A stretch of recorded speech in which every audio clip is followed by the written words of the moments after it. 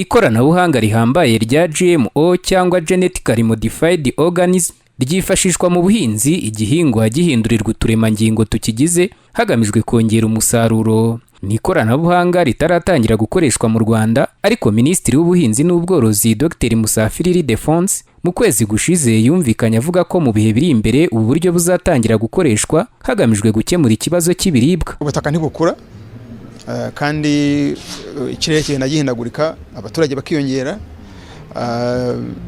Kubwanjye ndemera ko GMO yaba igisubizo, kuko izo GMOs crops cyangwa se organisms nuvuga ngo ni uburyo kugira ngo byere byinshi kandi ku buso butoya. U Rwanda rushaka gutangira gukoresha ikoranabuhanga rya GMO mu buhinzi, mu gihe ku ruhando mpuzamahanga mu bihe bitandukanye hakunze kumvikana impaka hagati y'abarishyigikiye n'abatarishyigikiye.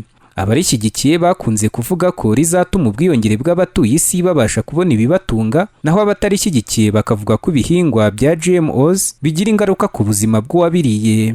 Aha ni naho ishyaka Green Party rihera risaba leta y'u Rwanda kugendera kuri iryo koranabuhanga, ahubwo hagashyirwa imbaraga mu gukoresha inyongeramusaruro zitagira ingaruka ku bantu no ku bidukikije. Depite Ntezimana Jean Claude ni umunyamabanga mukuru w'ishyaka Green Party.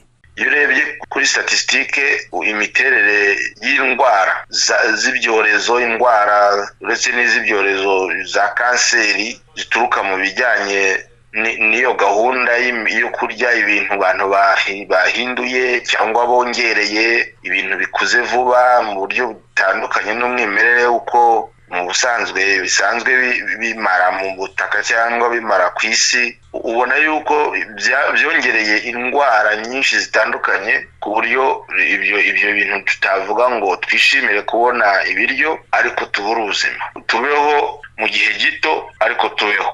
Mu byiza ari uko twabaho mu gihe kirekire, wenda ntitubeho neza mu buryo bwifujwe ariko tukaramba. Ku ruhande rw'abahinzi bo basanga ikoranabuhanga rya GMO mbere y'uko ritangira gukoreshwa mu Rwanda hakwiye kubanza kurikoraho ubushakashatsi bwimbitse. Jean Paul Munyakazi ayobora urugaga Imbaraga ruhuza abahinzi n'aborozi. Twebwe nk'abahinzi n'ubundi usanga ibyo tuvana hanze byinshi bishobora kuba byakoreshejwe muri ubwo buryo. Ndavuga ngo dushobora kutabikoresha mu Rwanda ariko tukabihaha bivuye hanze kandi byakoreshejwe muri ubwo buryo. Aha rero nkavuga yuko icyambere hakwiye gukorwa ubushakashatsi hakarebwa ingaruka zabyo nziza, ariko hakarebwa n'imboga n'ingorane bishobora gutera. Hari bamwe mu baturage bo basanga ikoranabuhanga ryaza rigamije kongera umusaruro w'ubuhinzi ngo haboneke ibiribwa bihagije ntacyo ryaba ritwaye. Ko nawe urabizi mw'iyi minsi kugira ngo ubone nyine ibyo kurya ku bantu bose uri kubona ko nyine biri kugorana. Ni byiza ryaza pe, ariko nanone twabyizera ko ari byiza 100%.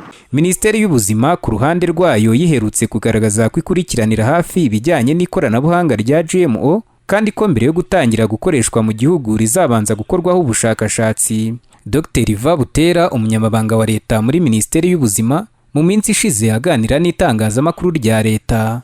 Igihe tubonye yuko nk'uko nabivuze nta ngaruka mbi ariko bikagira kongera umusaruro bizakorwa, kuba bigaragara yuko hari ikibazo biza gukemura, ariko umutekano n'ubuzima bw'umuturage butagize ikibazo. Kugeza ubu guverinoma y'u Rwanda yamaze kwemeza umushinga w'itegeko rigenga ikoreshwa ry'ikoranabuhanga rya GMOs, ni mu gihe kandi iri koranabuhanga ryatangiye kugeragezwa mu buhinzi bw'imyumbati.